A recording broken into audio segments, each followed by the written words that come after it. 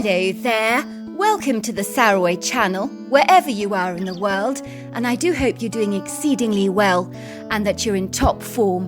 And before we get started, and I'm sending you loads and loads of love, make sure you go and get yourself a lovely hot cup of cocoa or tea or coffee, whatever it is you drink, or if it's hot, get yourself a nice ice-cold cup of lemonade, because I've got a fabulous story for you tonight. But before we get started, don't forget to subscribe to the channel, click the notification bell and the thumbs up, and let's get started with tonight's story.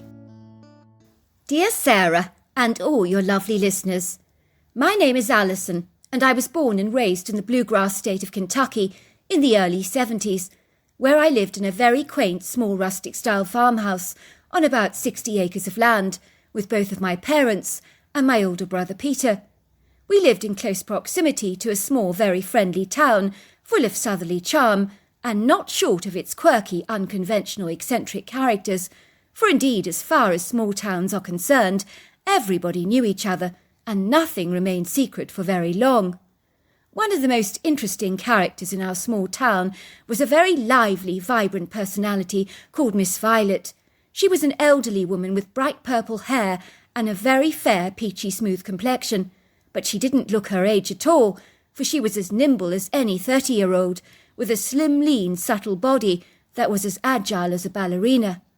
Many believed that she was in her 80s or 90s, or even older, for she was the oldest resident in our entire town, but no one ever dared to ask her age, because that would have been exceedingly rude. Many people believed that Miss Violet's vast secret knowledge of herbal tinctures had seemingly turned back her biological clock and upgraded her DNA, for she appeared younger than some of the middle-aged residents of our town. The townsfolk gravitated towards Violet, or Miss Violet, should I say, like moths to a bright light, for she was the reassuring house-like beacon that people would invariably turn to for advice and wisdom. From what my mother once told me, people visited Miss Violet when they were going through a turbulent, tumultuous time in their lives.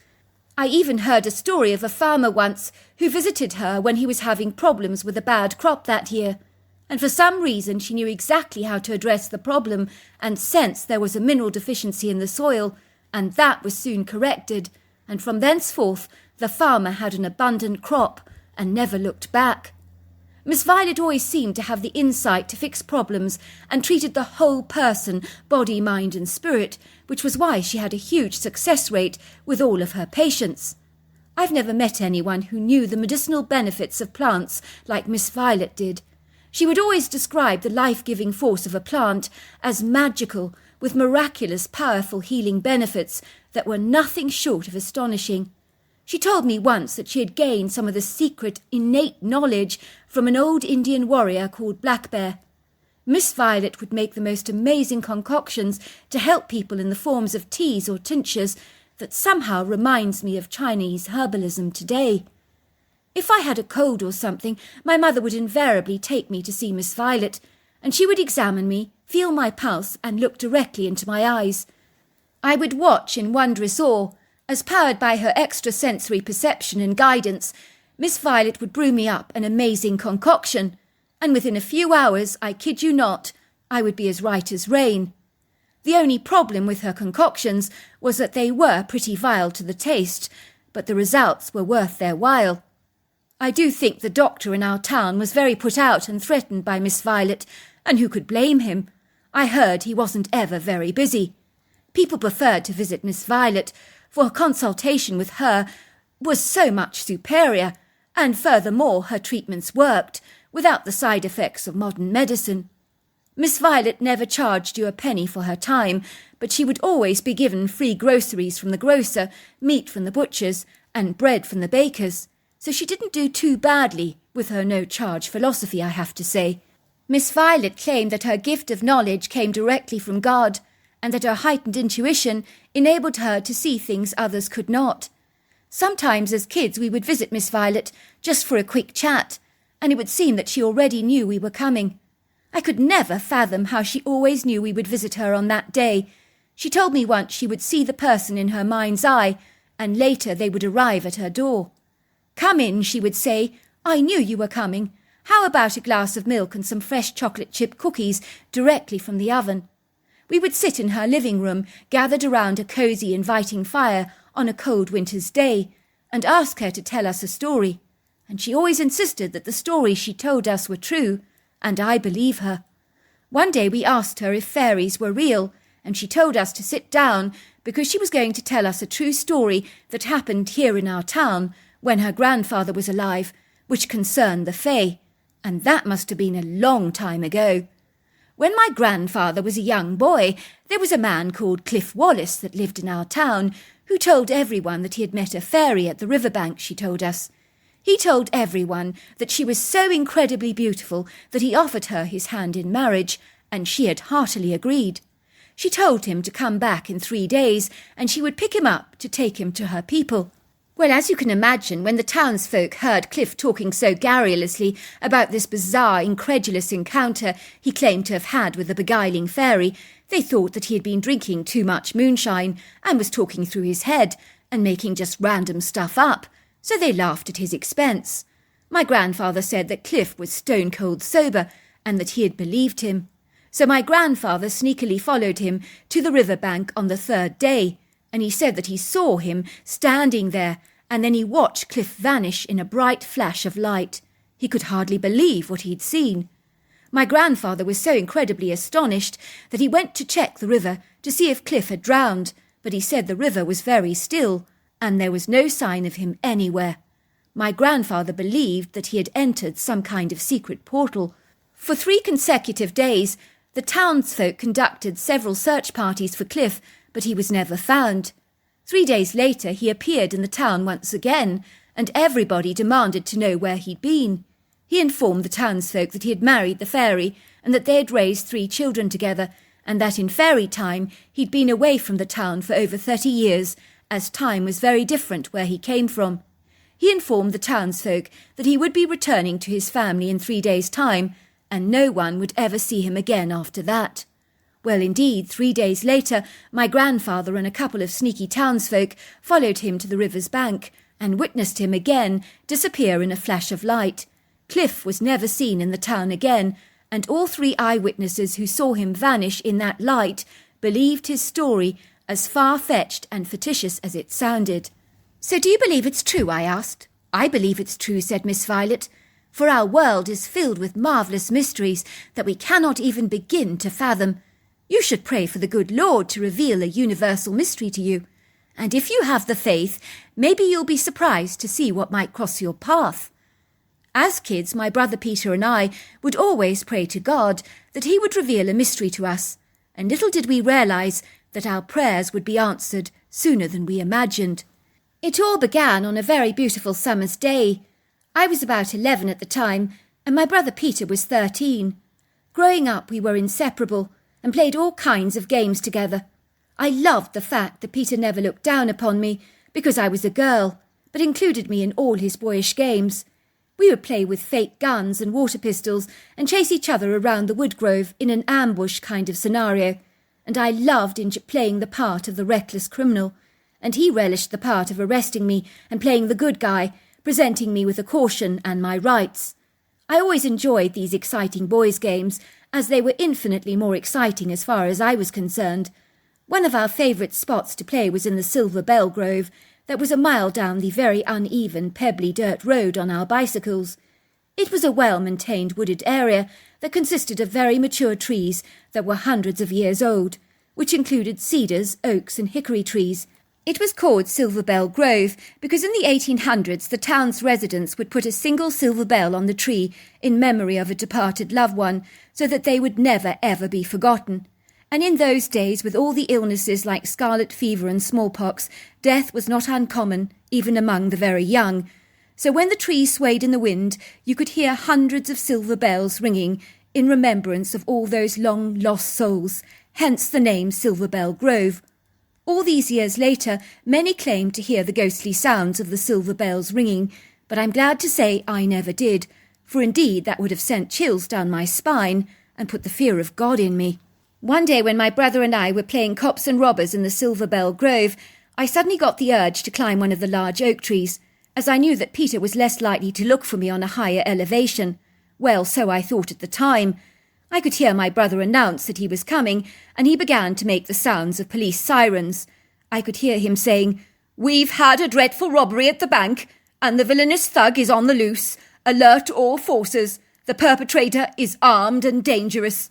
I quickly scurried up this large oak tree, and as I levered myself up on one of the branches, I discerned a little movement from the hollowed-out cavity of the trunk, which on closer inspection was larger than I'd first assumed. I knew that something was moving inside that tree trunk, but what I couldn't imagine. And my insatiable curiosity overcame me, and I forgot about the game that we were playing. I prized my eyes through the hollow, and that was when I discerned what I can only describe as a tiny human-like face staring back at me. No, surely not, I thought. My imagination is deceiving me. Yet, when I looked ever closer, I could see the head of what seemed like a tiny baby's face. I reached inside the cavity and pulled out the little baby that was swaddled in a squirrel pelt. I was absolutely astonished, and I immediately brought it down the tree. "You're supposed to be hiding," said my brother. "What are you doing out here?" "Not any more," I said. "Look what I found lying in the cavity of the tree trunk.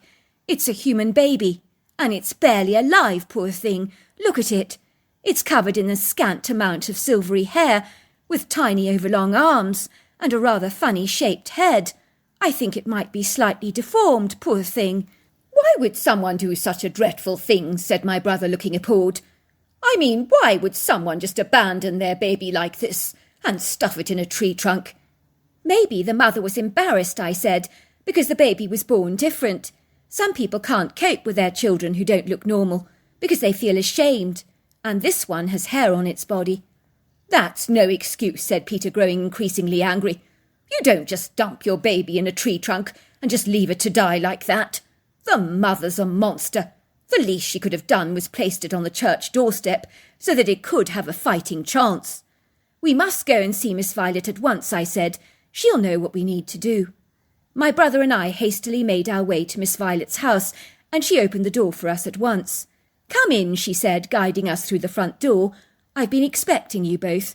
This response, of course, was not unusual for us to hear from Miss Violet, as she invariably always had a sixth sense when someone was about to pop around for a chat, so I wasn't surprised by her reaction in seeing us at all. "What are you carrying there in your arms?" she asked me. "Is it an injured animal for me to attend to?" "No, it's a baby," I informed her. "We found it tucked in the trunk of a tree, abandoned by its mother and left to die. It's barely moved. I think the poor thing might be dying." Miss Violet opened the animal pelt to reveal the beautiful little baby that you could tell was very poorly indeed, as its body seemed so floppy, rather like a rag doll, and its eyes were almost opaque and subdued. And the little baby was so unresponsive to our touch. "Poor little mite," said Miss Violet, studying the baby and lifting it into her arms, whereupon she placed it on a soft blanket on the table and began examining its dull, dark brown eyes and feeling for a pulse. "The poor thing barely has a pulse," she informed me. "I'm going to make a tincture for it at once. If we don't help it, I can assure you that it will not survive the next few hours." I began to cry, and the tears were pouring down my cheeks. "It's too late, isn't it?" I said. "We've lost her." Miss Violet looked aggrieved by my pessimistic, fatalistic outburst. "Look at you, with such defeatist talk like this. I certainly wouldn't visit you if you were a doctor, because there would be no hope for me. This is where prayer and faith can make a difference, but bringing the apathetic ingredients of doubt, scepticism and fear into my practice does not wash with me at all. So while you're with me, I don't want any of those negative thoughts around. Do you understand?" I nodded, wiping away my tears, as I watched Miss Violet attend to the baby. She was mixing a few herbal concoctions together, and whatever they were, they smelt as bitter as gall. "How do you know what herbs to use for the baby?" I asked. "I'm guided by my innate knowledge of herbs and my discerning intuition," she said, and then suddenly I seemed to know what to give them. It's like a clairvoyance or a sixth sense, directing me as what I need to do. "What do you think is wrong with the baby?" I asked. "I'm sensing an impaired immune response. When we're born, we're immediately exposed to pathogens and viruses, and our immune system begins to kickstart at once, especially after first drinking our mother's milk. But what I can perceive from this little infant is that this did not happen for her. Can you fix it? I asked. Of course I can fix it, said Miss Violet. I watched her applying the tincture to the back of the baby's tongue, and suddenly the baby got a lot worse and became as blue as a blueberry and began to convulse and wobble violently. It was having a seizure, after which it became almost airily still. I knew almost at once that it was dead. It's dead, Miss Violet, I cried out in horror. Your tincture made it worse. Calm down, Alison, said Miss Violet. The baby is not dead. Granted, it's barely alive, but I'm making it sicker to make it better. I'm shocking the immune system to get some kind of a response. Are you sure it will work? I asked, looking exceedingly worried, because the baby was barely moving. Give it a chance to work, said Miss Violet. You must learn to be a little bit more optimistic, Alison. Well, Miss Violet, it's very hard to be positive when there are people out there abandoning their babies and wilfully stuffing them in tree hollows, leaving them there to die because they're ashamed of their differences. What on earth are you talking about, dear? Said Miss Violet. This is not an abandoned baby. This baby is very much loved and treasured. Look how carefully she was swaddled in that squirrel pelt. And as for different, what on earth are you talking about? The baby is quite fine. No, it's not, I said. The head is funny, it's a dome shape, and the arms are too long and spindly, and the body has fine hair on it. But this is not a human baby, said Miss Violet. It's a wild one. But what's a wild one? I asked. You don't know about the wild men of the woods? Asked Miss Violet, looking amazed. Don't they teach you anything in school these days? When I was growing up, everyone knew about the wild men that lived in the mountains, the craggy outcrops, the caverns, caves and rocky ravines. We would hear curious stories from the indigenous people all the time about their strange, outlandish encounters with the gentle, hairy giants that were known as the guardians of the forest, who would rescue and help animals and people in distress. No one told us about them, Miss Violet, I said, not even my own mother and father. Well, it's possible that your parents may not even know about the wild men. They're very elusive and evasive, secretive people who are spiritually highly evolved, and you'll only see one when they choose to be seen, because they have the proficient prowess or ability to hide in plain sight. It's called cloaking. You mean you can look at one without actually seeing it? I asked. That's exactly what I'm saying, dear. So are you saying that I couldn't just randomly encounter one of these wild men just by accident? You could, I suppose, if the wild man was very relaxed and unguarded at the time, and oblivious to your presence. But they are incredibly discerning people, with a highly developed sixth sense, so they do tend to know things in advance, and they can read your thoughts. She continued, Well, my grandfather once told me of a man in town called Mr. Joe Thomas, who wanted to catch one of these wild men for himself, and put it in a cage as an exhibit, rather like an oddity that he could show to people who would pay to come and see it. I think he got this entrepreneurial idea from the travelling circus that would frequent our part of the world regularly, and you would pay to see some of the special oddities there. People loved that kind of thing back then, as it was highly entertaining for the townsfolk. They'd talk about it for weeks. I remember going to one of those circuses myself when I was a young girl with my father. Peculiar places they were. I remember there was a horse on show which had 2 heads, and a woman there that was born with a tail like a kangaroo. A man who had a skin just like a snake or a lizard, and another who was born with 3 arms. Then there were people who could contort their bodies into all kinds of strange shapes so that they could fit into a travelling suitcase. Others who could hold their breath underwater for a very long period of time, or walk across hot coals in their bare feet. People just loved that kind of thing. What about Mr. Joe Thomas? Did he manage to catch a wildman? I asked. At that, Miss Violet laughed. No, of course not. Because the problem for Mr. Joe Thomas was he didn't know how astute the wild men are. They were on to him. They knew his insidious plan, and so they had a great deal of fun toying with him. Apparently they would sneak up behind him and put pebbles in his pockets, and he could feel his pockets getting heavier and heavier, but when he turned around, no one was there. The wild men would leave their very large muddy prints around the streams and lakes to make him think he was hot onto their trail. It would get him very excited, but his searches were invariably always fruitless. So one day Mr. Joe Thomas decided enough was enough, and he no longer went searching for the wild man again. Imagine his immense surprise when he opened his front door to see a wild man sitting there on the front porch eating an apple from his orchard. He said he knew the wild man wanted him to see him. He told my grandfather that the creature spoke to him telepathically and said, "You cannot find us if we don't want to be found, and you cannot see us if we don't want to be seen." And then he was gone, just like that. "Wow, that's extraordinary," I said. "Look," said my brother, who had barely said a word since we had arrived at Miss Violet's. "The baby's moving, and it's wiggling its feet." "Miss Violet," I said, "Peter's right. The baby's moving. And look, the colour is coming back to its cheeks. I think it's getting better." And so it was in the days that followed. The baby became stronger and stronger and stronger, and every day we would take turns into feeding it with bottled milk from a wet nurse in the local town. I loved holding the baby in my arms and seeing it drink the milk, and it would happily drink it hungrily at such great quantities, much more than the average baby of its size. Before long, the baby was sitting up and interacting with us with its bright, intelligent brown eyes. If you walked around the room, the baby would observe every movement, and it began to make this happy, gurgling sound, much like a human baby. I remember walking the baby around the backyard with it wrapped up in my arms and rocking it gently up and down, and I discerned its face would light up when it saw the trees and the blue sky. It really did respond to nature favourably. One day Miss Violet asked us if we wanted to return the baby to its mother. "How can we do that?" I said. "She doesn't even know the baby is better." "Of course she does," says Miss Violet. "I told you these wild people know things. They have a powerful intuition. Do you know it wasn't a random accident that you found the baby in the hollow of that tree? Of course it wasn't an accident. The wild woman chose in advance for you to be the one to find her baby.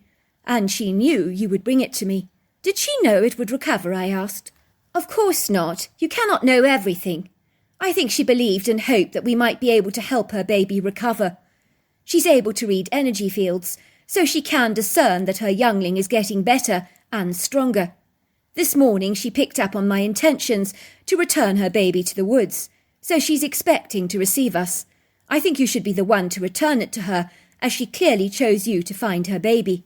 As you can imagine, I was so excited and enthused, and my brother and I, along with Miss Violet, made our way hastily to the woods. I could feel my heart pounding in my chest. I was over the moon. I'd never seen a wild woman before, so I didn't know exactly what to expect, and I couldn't wait to see her. As we entered the woods, everything was so magical. As the towering statuesque trees moved in the wind, swaying their boughs with the grace and the elegance of ballet dancers, and as the gentle breeze blew against my face, I noted prisms of pretty light twinkled through the leaves, dappling the floor in an ethereal luminescence. The verdant green forest with its decorative streamers of resplendent velvety moss swathed the trees like garlands of silvery green Christmas tinsel. We could hear the delightful chirps, twitters and warbles of the bird song, and Miss Violet told us to sit on the soft ground as we waited for the baby's mother to arrive. All of a sudden, the bird song dissipated like the vapour from a kettle, and the breeze stopped blowing as the trees began to compose themselves in almost a gentle kind of curtsy. Everything became airily still. All I could hear was my gentle breathing and the loud sound of my heart thumping through my chest. "She's coming," whispered Miss Violet. All of a sudden we heard the heavy sound of bipedal feet thundering through the woods. I knew that something very big and powerful, with an extraordinary presence, was hurtling towards us with the speed of a steam train on full throttle. And then suddenly, like at the scene of a play when the curtain is drawn back, but in this case it was shrubbery, we saw her. The wild woman was so big that my eyes travelled upwards like they would if I was looking at a large tree. I'd never seen a creature like her before, for she was massive. She was like a giant, standing on two long muscular legs, at easily over 8 foot tall, but she was graceful, lofty and majestic at the very same time. I noted that her long sinewy body was slender and very toned, and covered in long silvery hair, but her full breasts announced to the world that she was a breastfeeding mother. I did discern that her head was shaped like a pyramid, and flowed into her gargantuan-sized shoulders in a seamless sweep, and I didn't detect any sense of a neck. I was astonished as her face was so human. Her grey skin was leathery and possessed a wide flat nose, a thin mouth and a sloping forehead. For a moment she stood there, and her deep eyes twinkled warmly as they fixed themselves on the little package in my arms. I immediately got up from my seated position and walked towards the mother, and I handed her the baby. The mother glanced down at the baby and then pulled it out of the blanket, which suddenly fell to the ground in a heavy thud. I watched in awe as she placed the baby upon her shoulders, and it sat curled up on her, snuggling up to the sides of her head, as if they'd never been apart. The mother walked straight up to me. She touched my hair, pulling it away from my face so that she could see my eyes, and she stared at me intently. I could feel her happiness surge through my whole body, and it was almost as if she was downloading in my mind the very joy that she was experiencing, and I felt as if my whole being was enveloped in the arms of God. It was the most blissful feeling I've ever experienced. I felt like a shooting star. The wild woman then turned around and glided into the woods, and she looked as if she was floating on air. She moved with such grace. I was amazed to see that both Miss Violet and my brother were in absolute tears, and then I realised that I was too, as I could taste the salt in my mouth. "Bless us," said Miss Violet, "we're all blubbering babies, but that was such a blissful moment. One of life's precious treasures that can never ever be forgotten, that will leave an indelible imprint on our lives that can never ever be washed away, not even by time." Of course, Miss Violet was absolutely right. How could I ever forget that extraordinary encounter with the wild woman that I now know from research was a Bigfoot? Sadly, Miss Violet did die about 30 years ago, but even in death she looked so young. But she will never ever be forgotten. So if you do happen to come across a single silver bell ringing in a Kentucky woods, it may be the one that I put up for Miss Violet. So there you are. That's my story. Wow, that was a phenomenal story. And if you did enjoy it and you haven't subscribed to the channel, please do so, because we want to make this channel go far, and it really helps if you do that. So until next time, goodbye and good night.